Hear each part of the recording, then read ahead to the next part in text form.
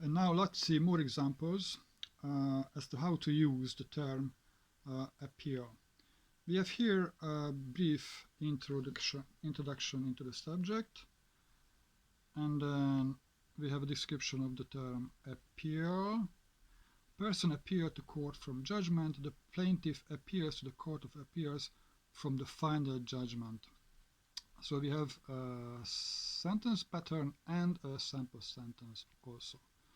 And then when it's noun, then we have is summary table with all the verbs that can be used with the term. When it's a judge or a court, the court allows, considers, denies, dismiss, file motion of, file notice of, hear, reject, serve notice of, throw out, turn down. And when it's a person, then he can bring, file, give notice of, lodge, lose, and all the other verbs. We have here the adjectives, and we have here the term, and we have here the complements that can be used with the term appeal. A lot of other sentence patterns here, and then some more. We have here the appeal focus. Appeal is taken by filing notice with person. An appeal permitted by law as of right from the district court to the court of appeals may be taken only by filing a notice of appeal with the district clerk. And then we have the court decision focus. Court decision is reviewable, court decision is appealable. And then we have a description of all the outcomes that we can have with the term appeal. When it's successful, then we have the option to use it like this: court allow appeal, court grant appeal, court grant allowance of appeal. On appeal, subject verb. On appeal, the petitioner was accorded a trial de novo. And then held, allowing the appeal, subject verb.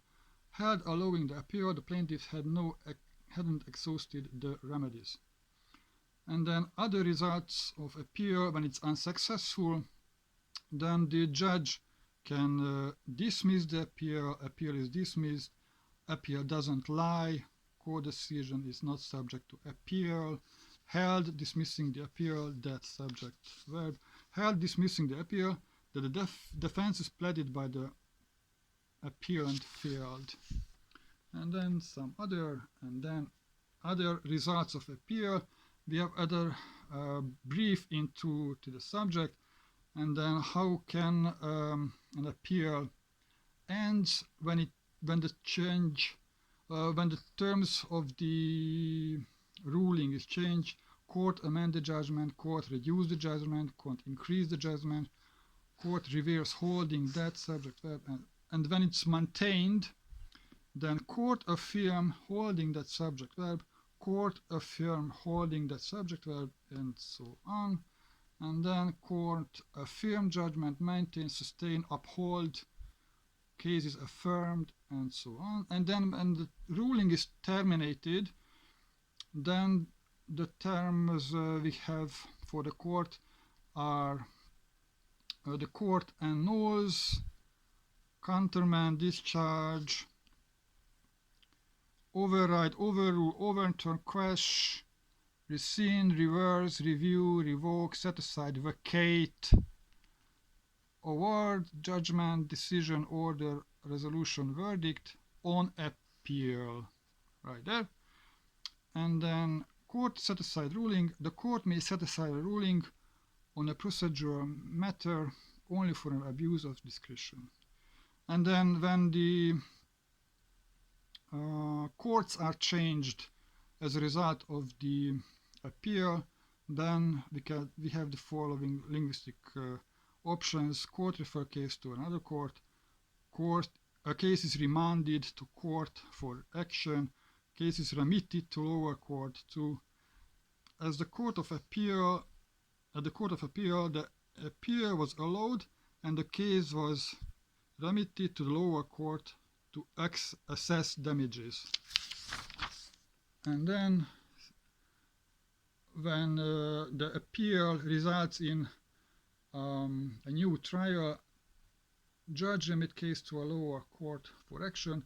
Lower justice name remitted the case back to the commercial court for retrial in light of the guidance it has provided.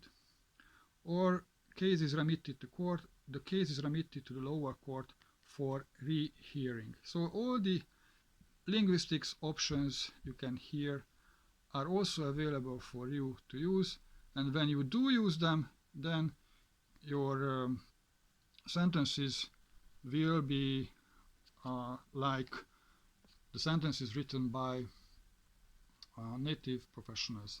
And let's see the book. It has a practical guide to English for law, which is a masterly work, says Adrian Briggs from Oxford University. He's the professor who wrote preface to this book. Thank you for your attention.